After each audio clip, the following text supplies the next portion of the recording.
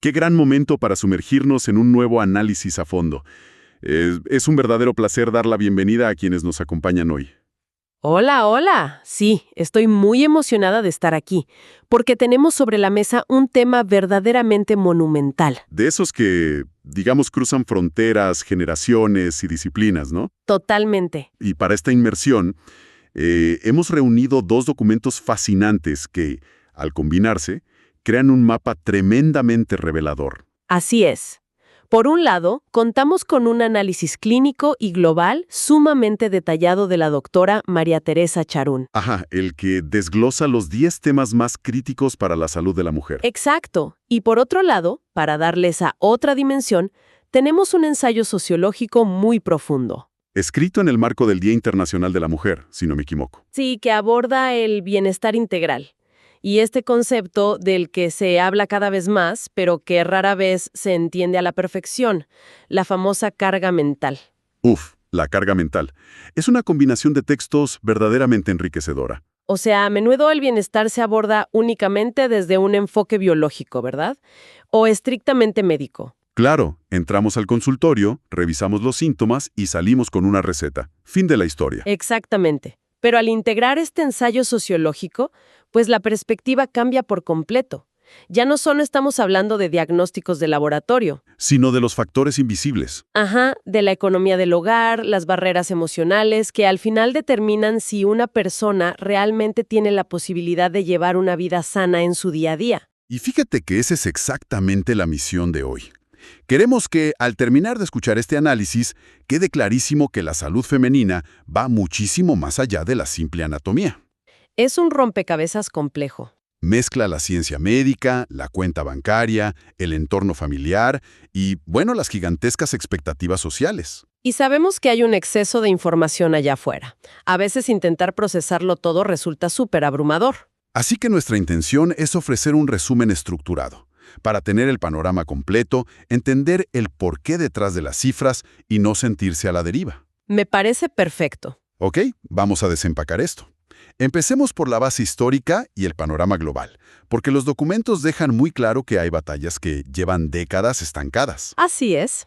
Y para entender dónde estamos, el análisis de la doctora Charún nos sitúa históricamente de una manera muy precisa. Ajá. Hace referencia a un momento clave. Han pasado ya más de 2 décadas desde que 189 países firmaron los compromisos de la Declaración de Beijing y la Plataforma de Acción. Eso fue en 1995. Exacto, en el 95. A ver, detengámonos ahí un segundo, porque para quienes buscan un contexto rápido, escuchar sobre un tratado de los años 90 puede sonar un poco abstracto. Sí, claro. ¿Qué fue exactamente esa declaración y por qué importa tanto hoy? Pues mira, es un punto fundamental. La Declaración de Beijing fue un momento histórico sin precedentes. Imagina a miles de delegados de casi todos los países del mundo reunidos con un nivel de optimismo increíble. Todos de acuerdo, digamos. Sí, comprometiéndose oficialmente a eliminar los obstáculos para la participación de las mujeres en todas las esferas de la vida pública y privada. Fue una promesa global de equidad en salud, educación y economía. Exactamente. Sin embargo, el análisis clínico contrasta esa promesa gubernamental con la realidad actual. Que es muy distinta. Bastante. A pesar de que el tiempo ha transcurrido y la medicina ha avanzado a pasos agigantados, las mujeres alrededor del mundo siguen enfrentándose a barreras que son de supervivencia básica. Y las cifras que arrojan los textos para anclar esta realidad física son abrumadoras. Lo son. Cuando leemos sobre el cáncer, por ejemplo, el panorama exige absoluta seriedad. 500.000 de mujeres mueren anualmente por cáncer de mama. Una barbaridad. Y otro 500.000 pierde la vida a causa del cáncer cervical. Estamos hablando de 1.000.000 de vidas que se apagan cada año solo por estos dos tipos de enfermedades. Y lo que subraya la doctora Charún con mucha urgencia es que la inmensa mayoría de estas muertes ocurren en países de ingresos bajos y medios. Eso es lo más frustrante. Además, si miramos la salud materna, el documento menciona que en un solo año, alrededor de 2013, se registraron cerca de 300.000 muertes por complicaciones en el embarazo y el parto.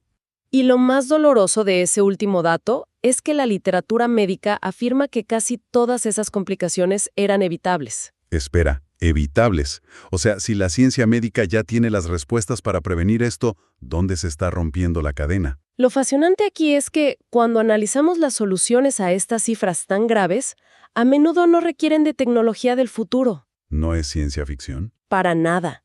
Ni de inteligencia artificial, ni de tratamientos experimentales que cuestan millones de dólares.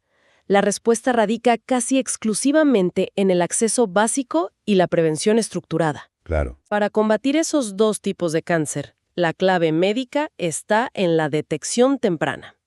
Cosas tan concretas y conocidas como las mamografías de rutina, las pruebas de Papa Nicolau y el impulso masivo a la vacunación contra el virus del papiloma humano. Son herramientas que ya existen hoy, Sí, existen, son reales. pero que claramente no están llegando a quienes más las necesitan. Exacto.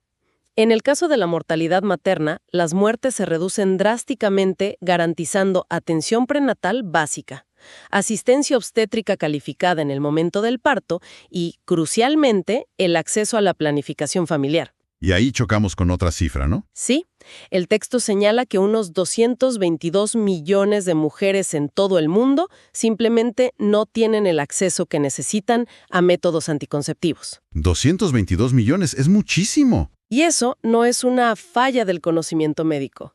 Es una falla estructural, económica y geográfica.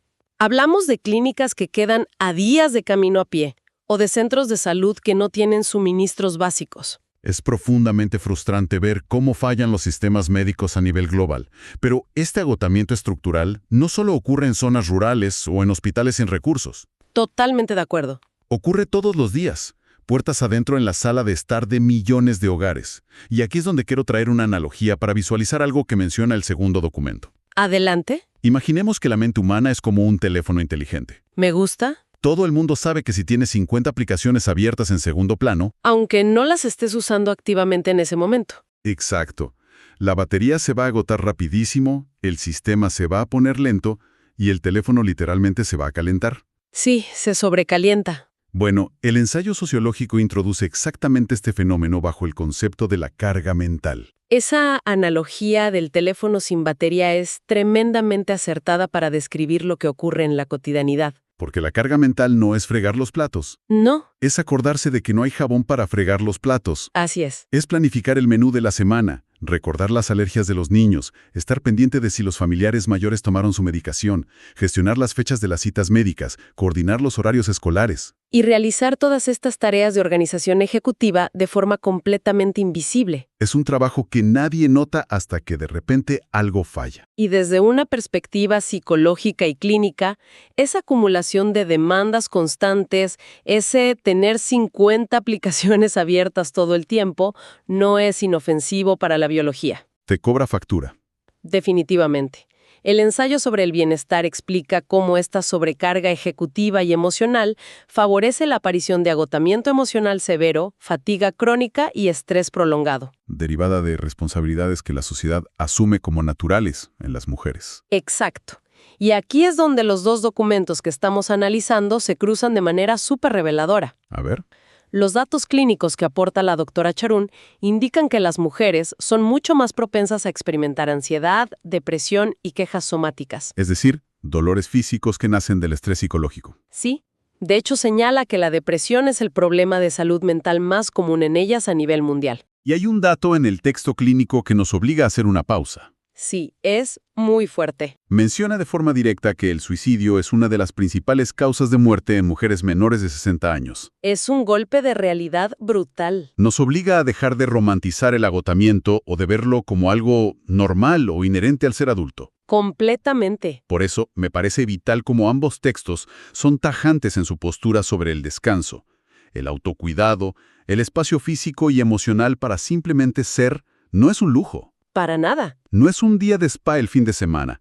Es una necesidad médica y biológica básica para mantener el sistema nervioso en equilibrio. Si conectamos esto con el panorama general, nos damos cuenta de que el sufrimiento individual, ese que se vive en silencio dentro de casa, rápidamente se convierte en una crisis de salud pública colectiva. Claro, cuando no hay soporte. El texto sociológico es muy claro al indicar que el acceso a servicios de salud mental debe ser oportuno, altamente profesional y sobre todo libre de estigmas sociales. El famoso estigma de ir a terapia. Exacto.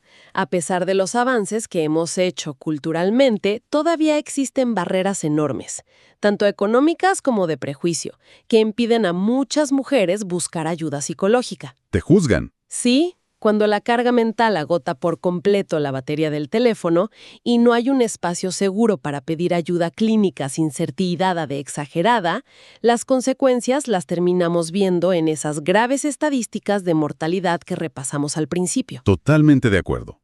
Y hay que entender que esta situación no es una foto fija, es una película. Buena forma de verlo. Los retos mutan dramáticamente dependiendo de la etapa de la vida en la que se encuentre la persona. Las fuentes hacen un recorrido fascinante desde la juventud hasta la vejez, Demostrando que los extremos de la vida tienen vulnerabilidades sumamente específicas. En la juventud, por ejemplo, el documento señala una crisis de la que se habla poco a nivel global. Cerca de 13 millones de adolescentes menores de 20 años dan a luz cada año. 13 millones. Y las complicaciones derivadas del embarazo y el parto en cuerpos que aún están en desarrollo son la principal causa de muerte en este grupo específico. Es una tragedia silenciosa.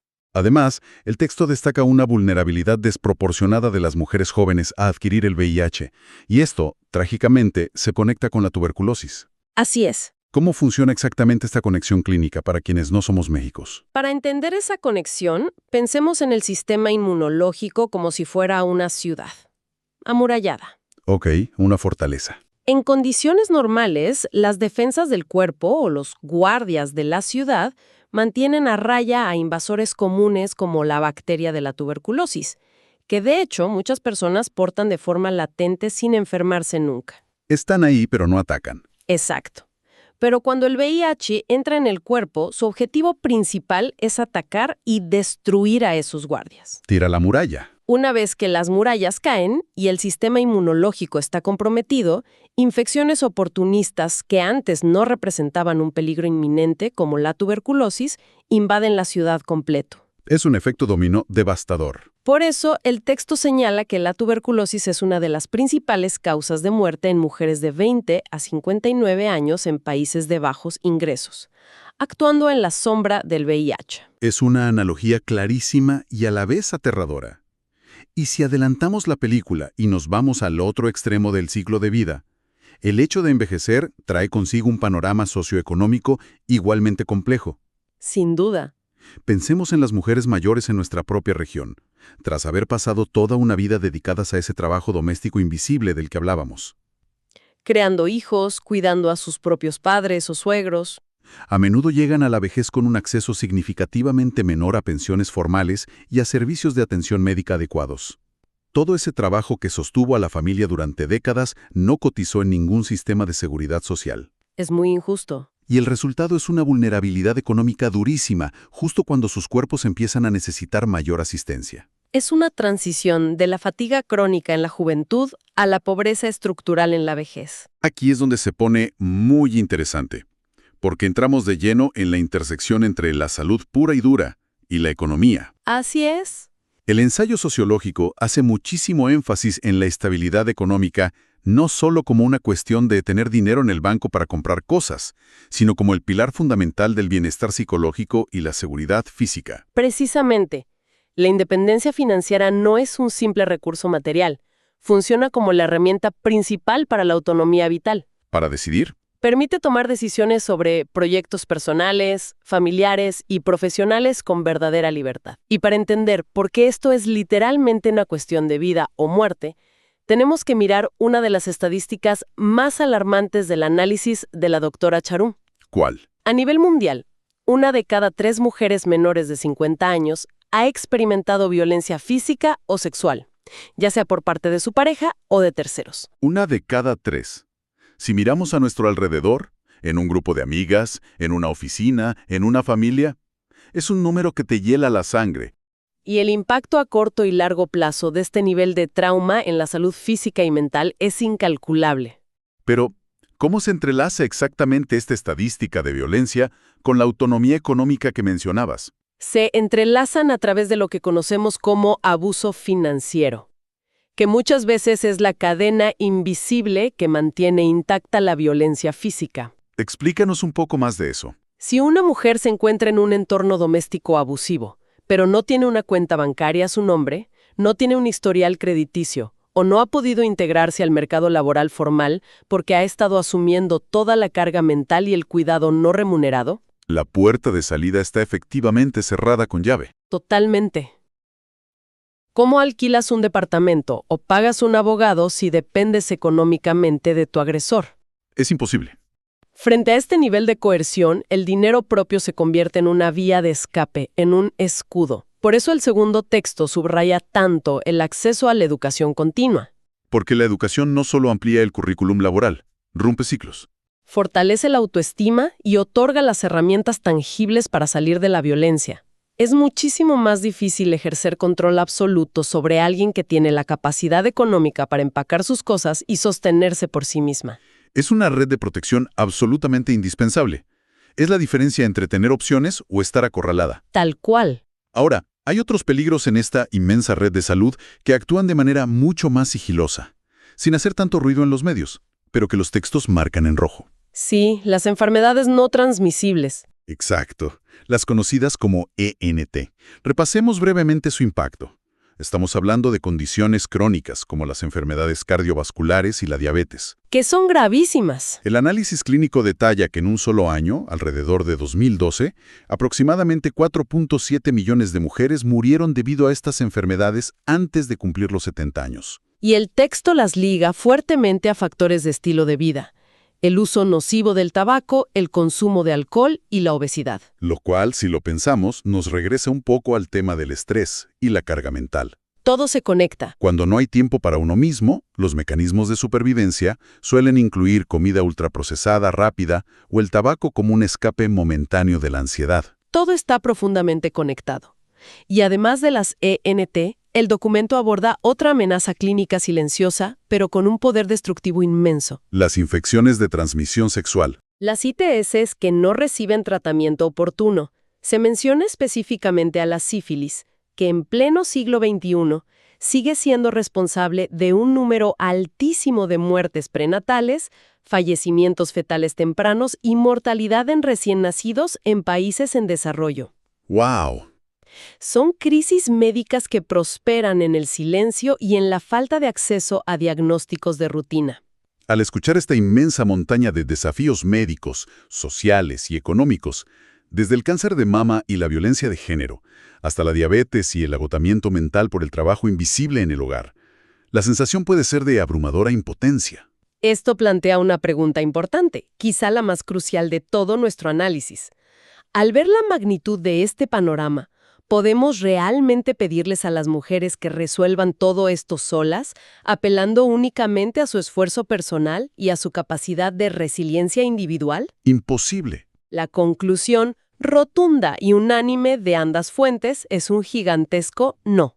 El bienestar integral no puede depender de que una persona simplemente se esfuerce más o soporte más peso. Claro, porque no puedes usar técnicas de meditación o respiración profunda para salir mágicamente de la falta de acceso a un hospital rural. No, ni puedes pensar de manera positiva para resolver la brecha salarial que te impide ser financieramente independiente. Exactamente. Se requiere urgentemente una solución basada en la comunidad y en los sistemas.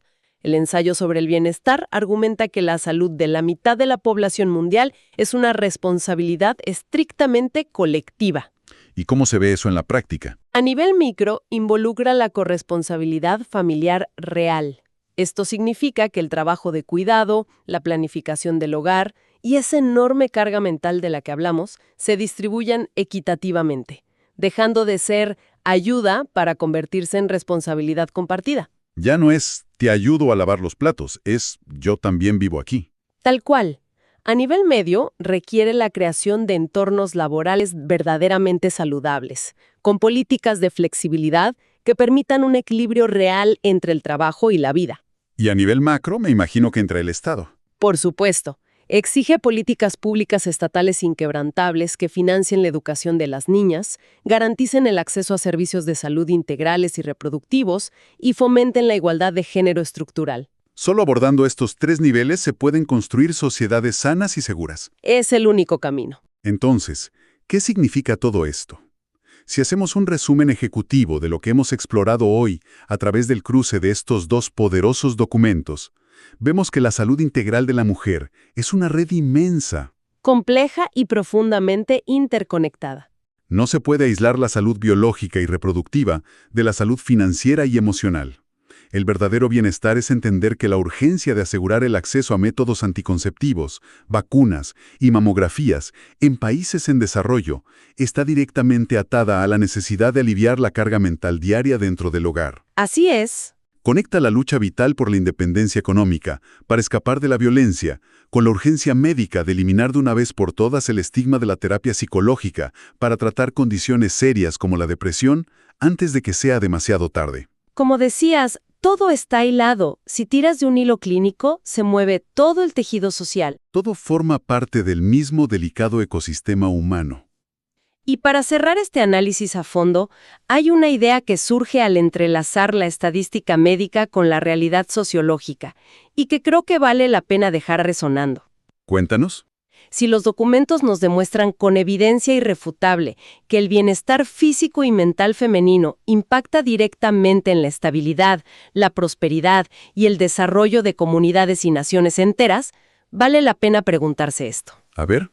¿Qué pasaría con la economía global si de la noche a la mañana tuviéramos que empezar a pagar el valor financiero real de toda esa carga mental ejecutiva y de todas las horas incalculables de trabajo de cuidado invisible que las mujeres han estado subsidiando de forma completamente gratuita durante siglos? Wow. Es muy probable que los sistemas económicos del mundo, tal como los conocemos y los medimos hoy, simplemente colapsarían. Quebraría el sistema entero. Reconocer ese valor no es solo un acto de empatía o de justicia social, es entender por fin cuál es el verdadero motor oculto que mantiene a nuestra sociedad funcionando todos los días. Una reflexión espectacular y profundamente provocadora que definitivamente nos deja a todos pensando. Ha sido un viaje increíble a través de la medicina, la sociedad y la economía. Nos despedimos por hoy agradeciendo muchísimo la compañía, la curiosidad y el tiempo de quienes nos escuchan. Muchas gracias por acompañarnos. Ojalá este recorrido les haya dado nuevas herramientas, nuevos lentes para entender el panorama completo y sobre todo para observar desde otra perspectiva los detalles invisibles de nuestro día a día. Sigan cuestionando su entorno, sigan analizando la información y, como siempre, sigan aprendiendo. Hasta la próxima inmersión profunda.